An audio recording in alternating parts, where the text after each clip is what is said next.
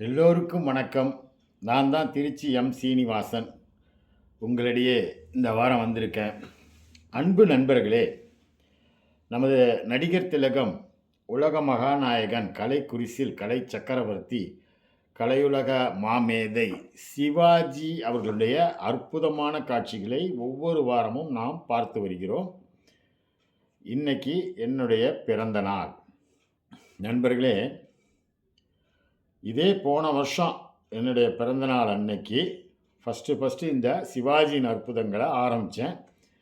அது எந்த படம்னா, உயர்ந்த மனிதனில் அந்த நாள் ஞாபகம் நெஞ்சிலே வந்தது அந்த பாட்டுக்கு, அந்த 5 நிமிஷம் பாட்டில் 15 விதமான நடைகள் அண்ணன் வந்து விதவிதமாக நடப்பார். அந்த காட்சியை தான் அந்த அற்புதத்தில் ஆரம்பித்தேன். அதன் பிறகு தொடர்ந்து ஒவ்வொரு வாரமும் விடாமல் போட்டுட்டு வரேன். இது 53வது வாரம். அது வந்து சிவாஜி மேலே உள்ள பற்றா, இல்லை ரசிகர்களாகிய உங்கள் மேலே உள்ள ஒரு பிரியமா அப்படிங்கிறது எனக்கு தெரியல. ஆனால் ரெண்டுமே உண்டு. இருந்தாலும் நல்லா யோசனை பண்ணி பார்த்தா எனக்கு சிவாஜி மேலே உள்ள பிரியம்தான் எனக்கு ரொம்ப பெருசு. ஃபஸ்ட்டு அதான். கோச்சிக்காதீங்க, என் மனசில் என்றைக்கு நான் ஓப்பனாக தான் பேசுவேன். அப்புறம்தான் நீங்களாம். அண்ணன் சிவாஜி மேலே உள்ள ஒரு பற்று, ஒரு பிரியம், அவர் நடிப்பு மேலே வந்து எனக்கு ஏற்பட்ட ஒரு அன்பு, காதல் சின்ன வயசுலேயே அது நெஞ்சில் பதிஞ்சிருச்சு. அதனால் அது தொடர்ந்து அப்படியே போயிட்டுருக்கு. நம்மளால் மாறவும் முடியாது. காரணம், அது வந்து ஒரு ஈர்ப்பு சக்தி. புவி ஈர்ப்பு, காந்த ஈர்ப்புன்னெலாம் சொல்கிறாங்கல்ல, அதோட மோசமான ஈர்ப்பு சிவாஜியோட ஈர்ப்பு. காரணம் என்னென்னா வேற ஒன்றும் இல்லை. நம்ம அந்த வீரபாண்டிய கட்டபொம்மன், கப்பலோட்டிய தமிழன், அந்த பகத்சிங்கா அவர் நடித்தது, இந்த மாதிரி சுதந்திர போராட்ட வீரர்களாக பாரதியாராக அந்த 5 நிமிஷம் கை கொடுத்த தெய்வத்தில், இதெல்லாம் பார்க்கும்போது அவர் மேலே நமக்கு ஒரு தேசபக்தியை நமக்கு உடம்புல ஊட்டுற ஒரு நடிகர் அந்த ஒரு பாங்கில் அதிகமாக நம்ம அவரை நேசித்தோம். அதன் பிறகு அந்த மாதிரி எஸ்பி சௌத்ரியா நடித்தது, தில்லானா மோனாம்பாலில் வந்து நாதஸ்வர வித்வானா நடித்தது, கௌரவத்தில் பாரிஸ்டர் ரஜினிகாந்தா நடித்தது, வசந்த மாளிகையில் ஆனந்தா நடித்தது, இப்படியே வரிசையாக சொல்லிகிட்டே போகலாம். நவராத்திரி 9 வேஷம், தெய்வமகன் 3 வேஷம், உத்தமபுத்திரன் 2 வேஷம், அப்படியே வெரைட்டியாக பார்த்துட்டே போயிட்டு நமக்கு அப்படியே அவர் மேலே ஒரு பெரிய ஒரு இது உண்டாயிடுச்சு. அசைக்க முடியாத ஒரு அன்பு, பிரியம். அதனால் அவரை நம்மளால் மறக்கவும் முடியாது. நம்ம அவர் படத்தை பார்த்து தான் சந்தோஷப்படுறோம். அதனால் அந்த சிவாஜி மேலே உள்ள பிரியத்தினால தான் நான் இதெல்லாம் செஞ்சுட்டு வரேன். அப்போது உங்களையும் வந்து ஏமாற்றக்கூடாது. நீங்களும் என்கிட்ட நிறைய பேர் நம்ம ரசிகர்கள் எதிர்பார்க்குறாங்க, வாரம் இந்த இது வந்து எப்படா போடுவார்னு. அதனால தான் நான் எந்த ஒரு வாரமும் மிஸ் பண்ணாமல் தொடர்ந்து எல்லா வாரமும் போட்டுட்டேன். அந்த பெருமை எனக்கு. இந்த பிறந்த நாளில் 1 இயர் கழித்து இப்போது 53ஆம் வாரம் போடுறேன். அடுத்த பிறந்த நாளுக்கு நான் இருந்தேன்னா கண்டிப்பாக இது தொடர்ந்து வரும். 100 கிராஸ் பண்ணி போயிட்டுருக்கோம். அன்னைக்கு நீங்கள் என்னை பார்க்க தான் போகிறீங்க. இப்போ நம்ம பார்க்க போகிற படம் 53வது வாரம். இதுலேயும் வந்து செல்வி ஜெயலலிதா தான் அண்ணனுக்கு ஜோடி. அது என்ன படம்னாக்கா, நான் சொன்னேன்ல ஏற்கனவே, அண்ணனுக்கு வந்து சின்ன வயசுலேயே நாட்டியங்கள், எல்லா நாட்டியங்களும் தெரியும். அதனால் அவர் காலையில் எழுந்திரிச்சு பல்லு துலக்கிட்டு சாமி கும்பிட்டு நாட்டிய பயிற்சி தான் ஃபஸ்ட்டு. அப்புறம் பாட்டு பயிற்சி, அப்புறம் தான் அந்த இதெல்லாம் சீன்ஸ் எல்லாம் வந்து நடித்து பார்த்துட்டு நைட்டு ட்ராமா, இப்படியே வளர்ந்தவர். அதனால் அவருக்கு சொல்லித்தர வேண்டியதில்லை. அருமையாக ஆடுவார் இந்த படத்தில். ஒரு டான்ஸ் இல்லை, 2-3 இடத்துல ஆடுவார். பட் ஆனால் அதெல்லாம் வந்து அவருக்கு தெரியும். தெரியாமல் ஒன்றும் சும்மா அதெல்லாம் அவர் செய்யலை. பாட்டும் பரதமும். இந்த படம் வந்து அண்ணனுக்கு 180வது படம். 6/12/1975 ரிலீஸ் ஆன படம். ஃபஸ்ட்டு வந்து மனிதனும் தெய்வமாகலாம், அவன்தான் மனிதன், மன்னவன் வந்தானடி, அன்பே ஆருயிரே, வைர நெஞ்சம், டாக்டர் சிவா, பாட்டும் பரதமும். 7 படம். இதில் 7ல் அவன்தான் மனிதன், மன்னவன் வந்தானடி 2 100 நாள் படம். இதில் ஒரு பெரிய பியூட்டி என்ன தெரியுமா? டாக்டர் சிவா படம் வந்து 2/11/75 ரிலீஸ் ஆகிருக்குது. அடுத்தாப்பில் வைர நெஞ்சம் 12/11/75 ரிலீஸ் ஆகிருக்குது. எத்தனை நாளில்? 10 நாளில். அடுத்து பாட்டும் பரதமும் 6/12/75 ரிலீஸ் ஆகிருக்குது. எத்தனை நாள்? 18 ஒரு இதுவும் 24 நாளில். எப்படி வந்திருக்கு படம்? புது படம், அண்ணன் படம். எவ்வளோ பெரிய நடிகர், எவ்வளோ பீக்கில் இருந்தார், எப்படி அடுத்தடுத்து விட்டுருக்காரு 3 படம். இதெல்லாம் யாருங்க செய்ய முடியும்? யாருக்கு இந்த தைரியம் வரும்? நினச்சி பாருங்க. அண்ணன் சிவாஜியே வந்து வயசாகி கிட்டத்தட்ட அவரு 1952ல நடிக்க வந்தாலும், கிட்டத்தட்ட 50 வருஷம் கம்ப்ளீட் பண்ணாரு. கம்ப்ளீட் பண்ணிட்டு தான் போனாரு. அவர் நினச்சிருந்தாருன்னா, கடைசி வரைக்குமே ஹீரோவா நடிச்சிருக்கலாம். கடைசியில ஒரு 7, 8 வருஷம் அப்படி இப்படி வயசான ரோல்ல அவர் நடிக்கணும்னு அவசியம் இல்ல. நடிச்சிருக்கலாம். இப்ப ரஜினிகாந்த்லாம் நடிக்கலையா? எப்படி 2 வருஷம் கேப் விட்டு ஒரு படம். லாங் ஷாட்லயே கேமராவ வச்சுக்கணும். க்ளோஸ் அப்ல காட்டக்கூடாது. அந்த வயசானது தெரிஞ்சிரும்ன்ட்டு. அதெல்லாம் இப்போ உள்ள டெக்னிக் ரொம்ப வளர்ந்துருச்சு. அண்ணன் சிவாஜியும் நடிக்கணும் அப்படி நடிச்சிருக்கலாம். நான் ஹீரோவா தான் நடிப்பேன் கடைசி வரைக்கும் நெனச்சிருந்தாருன்னா நடிச்சிருக்கலாம். வருஷத்துக்கு ஒரு படம் நான் விடுவேன் அப்படின்னாருன்னா, அந்த படம் கண்டிப்பா சில்வர் ஜூப்ளி தான். ஏன்னா ரசிகர்கள் ஏங்கி போய் கிடப்பாங்க. என்னடா இன்னும் வரலையே, படம் வரலையே, படம் வரலையேன்னு. அது படம் விடும்போது ஆட்டோமேட்டிக்கா வந்து தியேட்டர்ல குவிஞ்சிருவாங்க. அது ஒரு பரபரப்பாயிரும். அப்படியே கேமராவ லாங் ஷாட்ல வச்சு எடு, க்ளோஸ் அப்ல காட்டாதன்னு சொல்லி அவரும் நடிச்சிருக்கலாம். அவர் உடம்பெல்லாம் இளைச்சு தான் இருந்தாரு. ஆனா, அவருக்கு மனசாட்சின்னு ஒண்ணு இருக்கு. நமக்கு ஓரளவுக்கு வயசாகி போச்சு. இனிமேற்பட்டு சின்ன வயசு பொண்ணுங்கள போட்டுக்கிட்டு, ஜோடி போட்டுக்கிட்டு மக்களை ஏமாத்த வேண்டாம். நம்ம காலம்லாம் முடிஞ்சு போச்சு. நம்ம பண்ணாத ரோலா எல்லாம் பண்ணிட்டு போயிட்டோம். சின்ன வயசு ரோலெல்லாம் எல்லாமே பண்ணிட்டு போயிட்டோம். இனிமேட்டு இருக்கிற காலத்தில நம்ம வயசான ரோல்லேயே நடிப்போம். அப்பாவா, மாமாவா, தாத்தாவா அப்படி நடிச்சுட்டு போவோம்ன்னு சொல்லிட்டு தான் அவர் அந்த கெத்தோட நடிச்சாரு. அப்படியே அந்த முதல் மரியாதை ஒண்ணு வந்துச்சு இடையில. அதுவும் பாரதி ராஜா அருமையா பயன்படுத்தினாரு. அதனால அண்ணன் சிவாஜிய பொறுத்தவரைக்கும் என்னைக்குமே அவர் மார்க்கண்டேயன் தான். அதில ஒண்ணும் மாற்றம் கிடையாது. அவர் செய்த சாதனைகள் வந்து மிகப்பெரிய சாதனைகள். யாருமே நெனச்சு கூட பார்க்க முடியாது. அப்பேற்பட்ட ஒரு கலைஞன். அவருக்கு நாங்க ரசிகரா இருக்கிறதுல நாங்க ரொம்ப பெருமைப்படுறோம். ரொம்ப சந்தோஷப்படுறோம். அண்ணனோட சிலை வந்து இப்ப அக்டோபர் 1ஆம் தேதி அவர் பிறந்தநாள் அன்னைக்கு திருச்சியில திறந்துருவாங்களான்னு நெறைய பேர் ஆவலோட கேட்டுட்டு இருக்காங்க. மாண்புமிகு முதலமைச்சர் ஸ்டாலின் வந்து தமிழ்நாடு திரும்புனோன தான் தெரியும். அது கே.என். நேரு என்னமோ பேசிட்டு டக்குன்னு செஞ்சு தரேன்னு சொல்லியிருக்காராம். பார்ப்போம். அது நல்லபடியா திறந்துட்டாங்கன்னா சந்தோஷம். இந்த நடிகர் சங்கம். நடிகர் சங்கம் என்னமோ கட்டடம் கட்டுறாங்களாம். அதுக்காக வந்து விஜய் ரூ. 1,00,00,000 குடுத்துருக்காருன்னு சொல்லி பெருமையா சொல்றாங்க. அதுக்கப்புறம் நடிகர்கள்லாம் நிறையா தரப்போறாங்க. ரஜினி, கமல்லாம் சேர்ந்து நடிச்சு ஒரு நாடகத்தில கலெக்ஷன் பண்ணி தரப்போறாங்க. பில்டிங் கட்டன்னு. இதே நடிகர் திலகம் சிவாஜி தான் அந்த நடிகர் சங்கத்த ஒரு தகர கொட்டாயா இருந்தத பில்டிங்கா மாத்தி, அவர் சத்ரபதி சிவாஜி நாடகம்லாம் நடிச்சு கலெக்ஷன் பண்ணி, அத கட்டடமா உருவாக்குனவரு.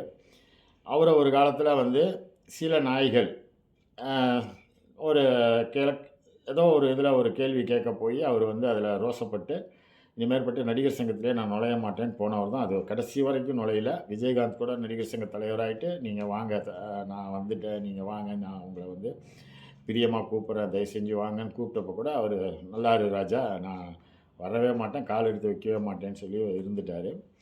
அவருக்கு வந்து மணிமண்டபத்துக்கு இடம் குடுத்தாங்க ஜெயலலிதா. குடுத்துட்டு மணிமண்டபத்த நாங்களே கட்டிக்கிறோன்னு விஜயகாந்த் சொன்னதுனால, நடிகர் சங்கம் சார்பா கட்டிக்கிறேன்னு சொன்னதுனால குடுத்தாரு. பூஜையெல்லாம் பண்ணாங்க. அப்புறம் எவனும் காசு தர்றதுக்கு முன் வரல. நின்னு போச்சு அது. அதன் பிறகு ஜெயலலிதாவ என்ன பண்ணாங்க, 110 விதியின் கீழ மணிமண்டபம் நானே கட்டி தரேன்னு சொல்லிட்டு. அது ஏன்னா கலைஞர் ஏற்கனவே அங்க சிலை வச்சிருக்காரு மெரினால. நம்ம ஏதாவது செய்யணுமேன்னு. இப்படிதான் வருது பாலிடிக்ஸு. இல்லாட்டினா சிவாஜி மேல ஒரு அக்கறையா? நான் வந்து உலகத்திலேயே பெரிய நடிகர் சிவாஜி. நான் வந்து மணிமண்டபம் கட்டி தரேன்னு சொன்னாங்க. சரி ரைட்டு. அதெல்லாம் எப்படியோ நல்லது நடந்தா சரி.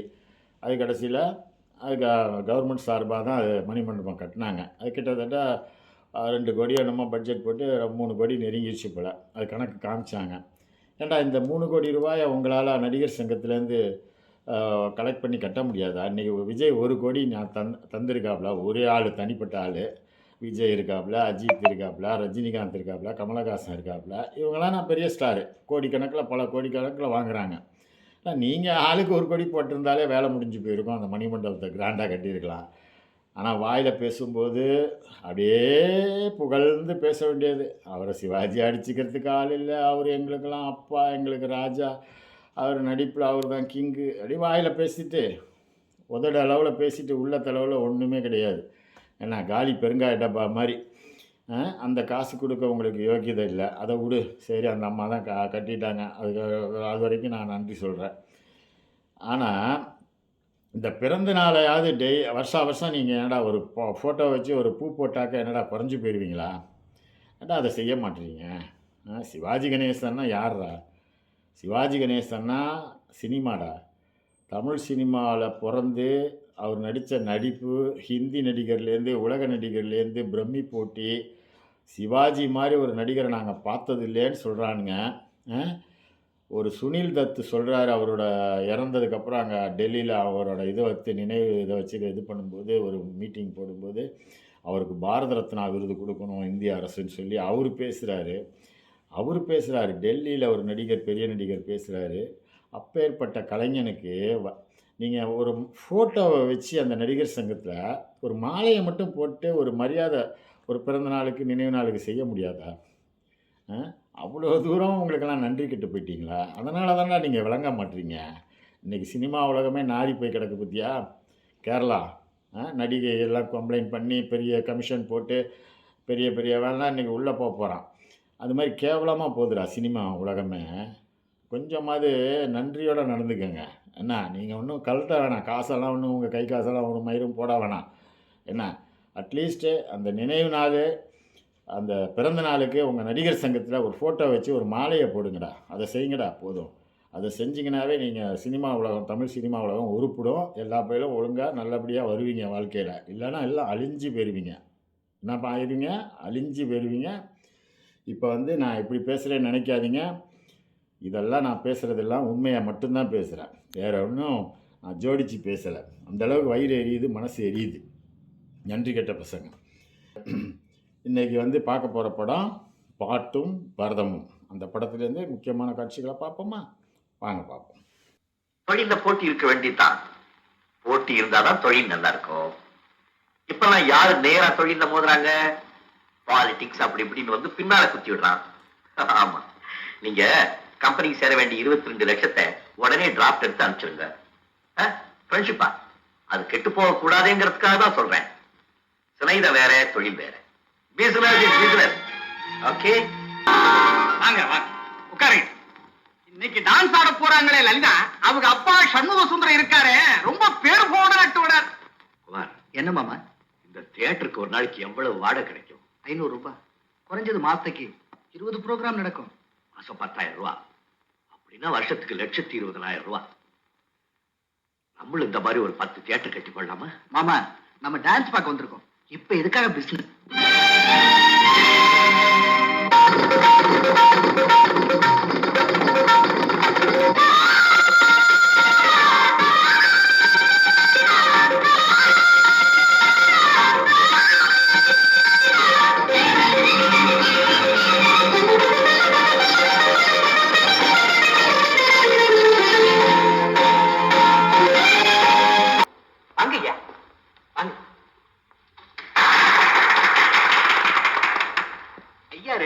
பேசணும். என்ன பேசுறது? டான்ஸ் பாத்தீங்கல்ல, அதை பத்தி 4 வார்த்தை பேசுங்க. அது எனக்கு தெரியும். Ladies and gentlemen, இந்த மாதிரி ஃபங்க்ஷன்ஸ்ல எல்லாம் கலந்துக்கிட்டு எனக்கு பழக்கம் இல்லை. காரணம் எனக்கு இதை பத்தி எல்லாம் ஒன்றும் தெரியாது. ஒரு பொண்ணு மேடையில கைய கால தூக்கிச்சு, நீங்களும் ஏதோ கை தட்டினீங்க. இதெல்லாம் ஏன்னு எனக்கு புரியல. இதெல்லாம் வேஸ்ட் ஆஃப் டைம். பெரியவர்களே, இந்த நாட்டிய நிகழ்ச்சிக்கு ஒரு பெரிய தொழிலதிபர் தலைமை தாங்க போறாங்கன்னு கேள்விப்பட்டதும் நான் ரொம்ப சந்தோஷப்பட்டேன். அவருடைய பாராட்டு கலையில நான் முன்னேறதுக்கு எனக்கு உற்சாகமும் ஊக்கமும் தரும்னு ஆசையோட இருந்தேன். ஆனா கலையை பத்தி ஒண்ணுமே தெரியாத தொழிலதிபர் கேவலம் டொனேஷனுக்காக தலைமை தாங்க வச்சுட்டாங்க. லலிதா வந்திருக்கேன் சொல்லு. நீயா? நானேதான். இங்க இருக்காக நான் உங்ககிட்ட தர்மம் கேட்க வரல, நீங்க செஞ்சது தர்மமான கேட்க வந்தேன். அடுத்தவங்களை கஷ்டப்படுத்தி சந்தோஷப்படுறதும், இரக்கம் இல்லாம மற்றவங்க ரத்தத்தை உறிஞ்சி லாபம் சம்பாதிக்கிறதா சார் முதலாளிங்க குணம். நான்சென்ஸ். இந்த வளவடால் பேசுறது எனக்கு பிடிக்காது. Come to the point. கலைய தொழிலா மட்டும் இல்லாம அதை தெய்வமா நினைக்கிறவனா, அந்த கலையை பத்தி புரிஞ்சுக்காம நீங்க அலட்சியமா பேசுனீங்க. அதை தாங்க முடியாத ஆத்திரத்துல நான் என்னமா பேசுறேன்? அதுக்காக எந்த சபாவிலுமே எங்க நிகழ்ச்சி நடக்கக்கூடாதுன்னு போன் பண்ணி சொல்லிட்டீங்களே, இது நியாயமா? பின்ன என்னையோ என்ன நம்பி இருக்கிற குடும்பங்களையும் ஏன் சார் இப்படி கஷ்டப்படுத்துறீங்க? கண்டபடி வளர வந்துட்டியா? உங்களை மாதிரி கூட்டத்தை எல்லாம் வயிற்றுல அடிச்சாத்தான் காலில் விழுவீங்கன்னு எனக்கு நல்லா தெரியும். குமார், ஆமா, எல்லா சபாக்களுக்கு நான் தான் போன் பண்ணி சொன்னேன். முதல்ல சபா செக்ரட்டரி போன் பண்ணு. Lalitha, I am very sorry. இந்த மழை ஏதோ புரியாம பண்ணிட்டு அவருக்காக உங்களுக்கு நான் மன்னிப்பு கேட்கிறேன். சாரி. குட்டியா right. Vishamuthi, Ravi, good morning. என்கிட்ட இருக்கான ஒரு படிச்ச முட்டாள். அவன் பேச்ச கேட்டுட்டு லலிதாவோட ப்ரோக்ராம் எல்லாம் கேன்சல் பண்ணிட்டீங்களாமே. நீங்க தானே சொன்னீங்களா? சேச்சே, நான் எதுக்காக சொல்றேன். அந்த பொண்ணு ரொம்ப கஷ்டப்படுதான். உடனே எல்லா சவாலையும் சொல்லி லலிதாவோட ப்ரோக்ராமுக்கு ஏற்பாடு செய்யுங்க. லலிதா, உன் ப்ரோக்ராம் நடக்காம போனதுனால உனக்கு எவ்வளவு நஷ்டம்னு சொல்லு, அதனாலே கொடுத்துறேன். வேண்டாம் சார், உங்களை பத்தி சரியா புரிஞ்சுக்காம நான் தப்பா பேசிட்டேன், என்ன மன்னிச்சிருங்க. உன்னை பத்தி நான் புரிஞ்சுக்கல, என்னை பத்தி நீ புரிஞ்சுக்கல, அதனாலதான் இவ்வளவு குழப்பம். இப்போ சொல்றேன், நீ சொன்ன மாதிரி எனக்கு கலையை பத்தி ஒண்ணுமே தெரியாது. அதே சமயம் மற்றவங்களை கஷ்டப்படுத்துறதுக்கு எனக்கு தெரியாது. ஓகேவா? வணக்கம் சார். ஹலோ லலிதா, வா வா வா. ஓகே.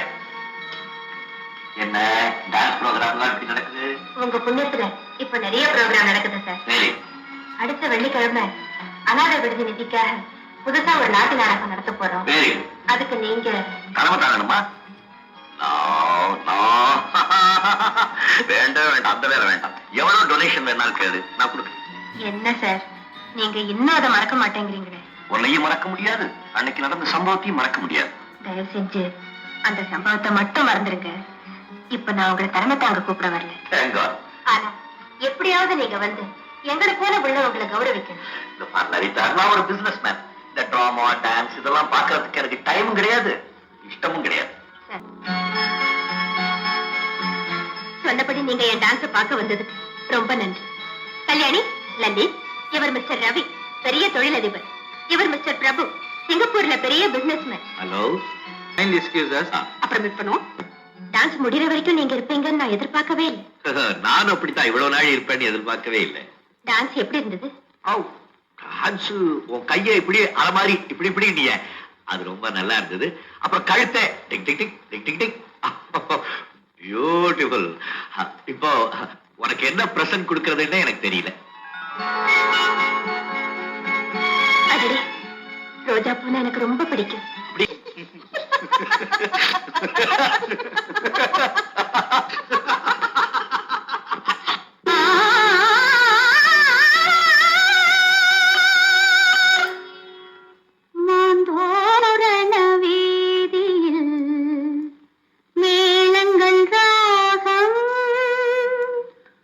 தோரண வீதியில் மேளங்கள் ராகம். ஆச்சரியமே, உங்களுக்கு பாடக்கூட தெரியுமா? நான் எங்க பாடுனேன், நீ பாடுனது அப்படியே திருப்பி சொன்னேன். That's all. மாப்பிள்ளை பெண்ணுக்கு ஏன் இந்த மோகம், மாப்பிள்ளை பெண்ணுக்கு ஏன் இந்த மோகம்.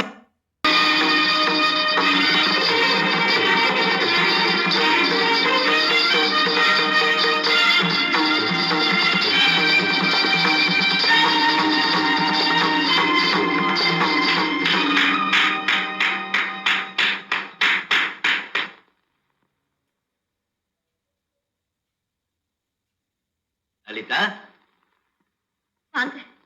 ஆமா, எல்லா டிக்கெட்டுகளையும் நீங்களே வாங்கி எதுக்காக அவ்வளவு பணத்தை வேஸ்ட் பண்ணணும்? லுக், உன் ஆட்டத்தை அழகியும் நான் ஒருத்த மட்டும் தான் ரசிக்கணும், வேற யாரையும் அனுமதிக்க மாட்டேன். இருந்தாலும் உங்களுக்கு எவ்வளவு சுயநலம் கூட. அந்த சுயநலத்துல தான் என் சந்தோஷமே இருக்கு. உனக்காகவே வாங்கிட்டு நான் என்ன சின்ன குழந்தையா பொம்மை வச்சு விளையாட? இது சாதாரண பொம்மை இல்ல.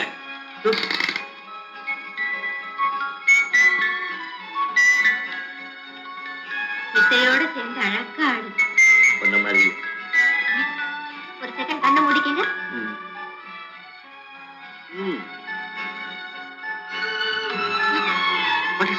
பிரிச்சு பாருங்க.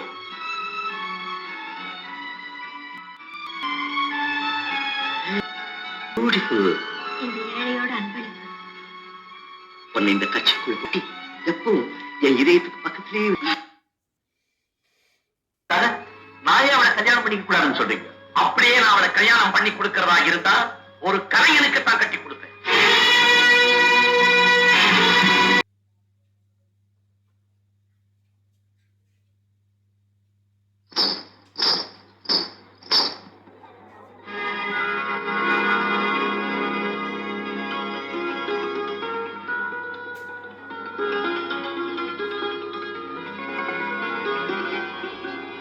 அந்த நடராஜ பெருமானே உனக்கு துணை இருப்பான். போட்டி ஆரம்பிக்கலாமா? ஓ, தாராளமா ஆரம்பிக்கலாம்.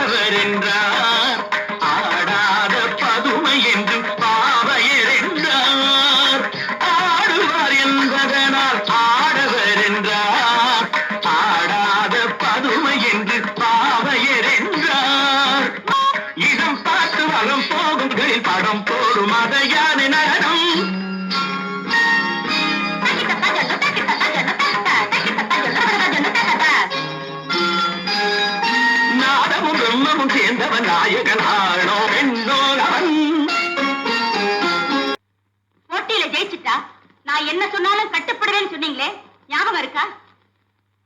இனிமே உங்க பொண்ணு கால்ல சலங்கையே கட்டக்கூடாது அப்படின்னு நான் சொல்ல மாட்டேன். என் மாணவர் ரவி உங்க பொண்ணு கழுத்துல தாலி கட்டணும், அதுதான் என் விருப்பம். நீங்க என்ன சொல்றீங்க? இந்த கல்யாணம் நடக்காது அப்படின்னு நான் சொல்ல மாட்டேன். ஒரு நல்ல கலைஞர் என் மகளுக்கு கணவனா வரதை நினைச்சு நான் பெருமைப்படுறேன். அந்த நடராஜமூர்த்தியை இவங்க 2 பேரும் ஒண்ணு சேர்த்துட்டாரு. என்னால நம்பவே முடியல. இவ்வளவு பெரிய நாட்டிய கலைய இவ்வளவு சீக்கிரத்துல இவ்வளவு அழகா எப்படி கதை? வாழ்க்கையில ஒரு லட்சியம், என்னுடைய ஒரே லட்சியம் ஒன்னாக உனக்காகத்தான் இவ்வளவு இடத்துக்கு வந்தோடனே மனசுக்கு ஒரு நிம்மதி சந்தோஷம் கிடைக்குது இல்ல? ஆமா. இப்போ என் மனசுல இருக்கிறத இந்த மண்டபத்தை சொல்ல வைக்கட்டுமா? மண்டபத்தை ஆ. சொல்ல வைங்க பாக்கல. லலிதா! லலிதா! லலிதா! லலிதா! எப்படி? உங்க மனசுல இருக்கிறத சுலபமா சொல்லிட்டீங்க. என் மனசுல இருக்கிறத சொல்ல முடியலையே. ஏன்? இனிமே உங்க பேரை சொல்லி கூப்பிட மாட்டேன். அரே, வார்த்தைக்கு வார்த்தை 1000 தடவை ரவி ரவின்னு சொல்லுவேன். இப்பயே சொல்ல மாட்டேன். இனிமே சொல்ல கூடாது. சொல்றியா இல்லையா? ஆஹா. சொல்லு. லலிதா! லலிதா!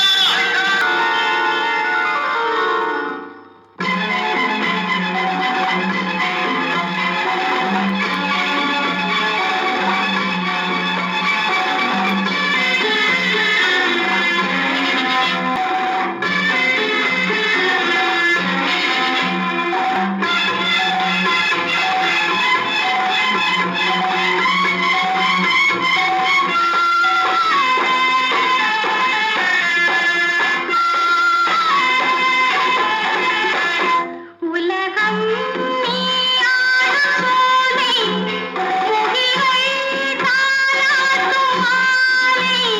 உலகம் நீயாடும் சோலை, முகில்கள் தாலாட்டும் மாலை. கவிகள் பாராட்டும் தோகை ஆனந்தம் வேறென்ன தேவை? கவிகள் பாராட்டும் தோகை ஆனந்தம் வேறென்ன தேவை?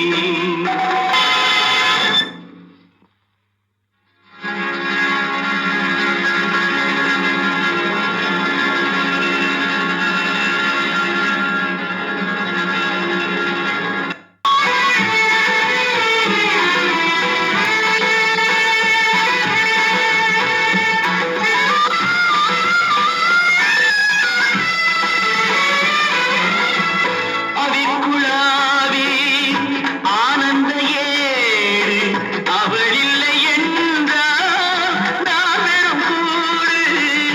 ஆவிக்குழாவே ஆனந்த ஏடு அவள் இல்லை என்றால் நான் பெறும் கூடு.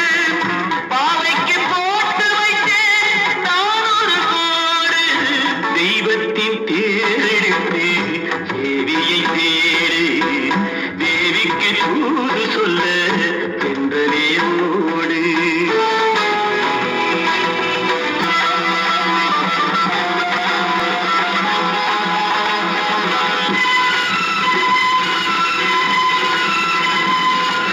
தாம் தீம் தாக்கிட்ட தக்கதி விதீம் தாங்கு தீம் தாங்கு தக்கதி தாம் தீம் தாம் தாக்கிட்ட தக்கதி விதீம் தாங்கு தீம் தாங்கு தக்கதி தக்கடி தத்த பஜ்ஜடு தக்கடி தத்த பஜ்ஜடு தாக்கிட்ட சூடு தாக்கிட்ட சூடு தாக்கிட்ட தஜிமி தாக்கிட்ட பஜ்ஜடு தாக்கிட்ட தானத தாக்கிட்ட பஜ்ஜடு பஜ்ஜம் பஜ்ஜம் பஜ்ஜம் தாக்கிட்ட தா.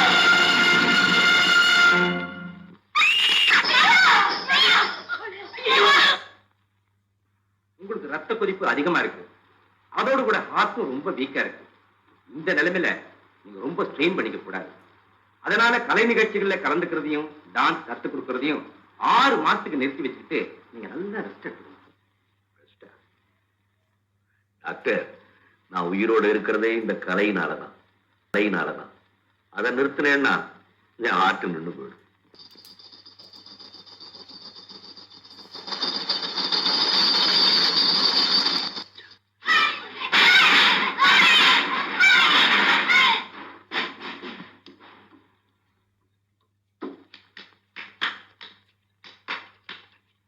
Good morning master. வாடி வணக்கம் மாஸ்டர். Good morning master. வாடி சதி வழி ஏன்படி என்னுடைய ஜதிக்கு ராக்கி மாடுங்க. வாங்க எல்லாரும் வாங்க வாங்க எல்லாரும் வாங்க.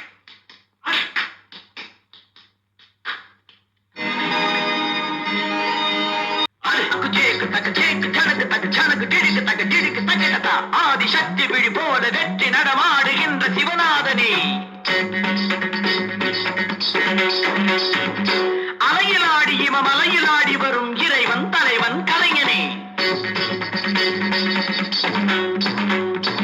கங்கை மகள் முடியிலேறி நரமிட பானாட கடலாட புதியான தகதிமி தகவென ஒரு தமிழடமிடுவதில் என அனைத்த தற்பொருளே.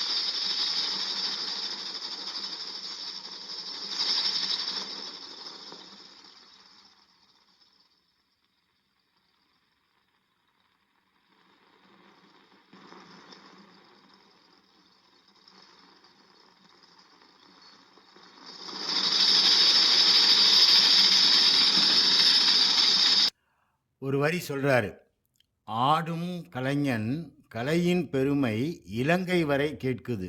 அது என்னன்னா, அப்போ இலங்கையில் வந்து அண்ணனுக்கு வந்து அவ்வளோ ரசிகர்கள். அதாவது ஒரு சிறந்த ஒரு பையனுக்கு வந்து அவன் வீட்டில் பெருமையாக பேசுகிறத விட ஊரில் பேசுகிறது தான் பெருமை. அது மாதிரி அண்ணன் சிவாஜிக்கு வந்து நம்ம தமிழ்நாட்டில் இந்தியாவில் பேசுகிறத விட வெளிநாட்டில் தான் அவரை ரொம்ப பெருமையாக பேசியிருக்கிறாங்க. அதுதான் அவருக்கு பெரிய பெருமை. அதே மாதிரி அந்த சிதம்பரம் நடராஜர் சிலைக்கு முன்னாடி அவர் பாடும்போது அதுக்கு முன்னாடி பார்த்தீங்கல்ல, அதில் என்ன பேர் சொன்னார் தெரியுமா? சாந்தி, தேன்மொழி. எந்த அளவுக்கு அவருக்கு வந்து மனசில் அந்த இது இருந்திருந்தா படத்துலலாம் பிள்ளைங்க பேரை யூஸ் பண்ணியிருப்பார். இப்போ அண்ணன் ராம்குமார் எப்படி, அண்ணன் பிரபு எப்படி, அதே மாதிரி தான் அக்கா சாந்தியும் அக்கா தேன்மொழியும். அவர் 4 பிள்ளைங்களும் அண்ணன் சிவாஜியோட பிள்ளைங்க தானே. நான் என்ன சொல்கிறேன், நமக்கு பணம் காசெல்லாம் ரெண்டாவது. அது வந்து நம்ம வச்சுக்கிட்டு என்ன பண்ண போகிறோம், போகும்போது என்ன கொண்டு போக போகிறோம்? குடும்பம், அண்ணனோட பிள்ளைங்க.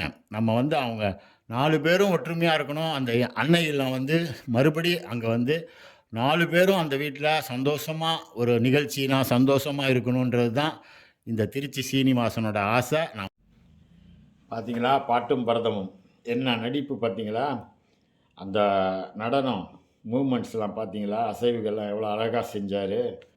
அடுத்த வாரம் இன்னொரு படத்துலேருந்து அற்புதமான காட்சிகளை பார்ப்போம். நன்றி, வணக்கம்.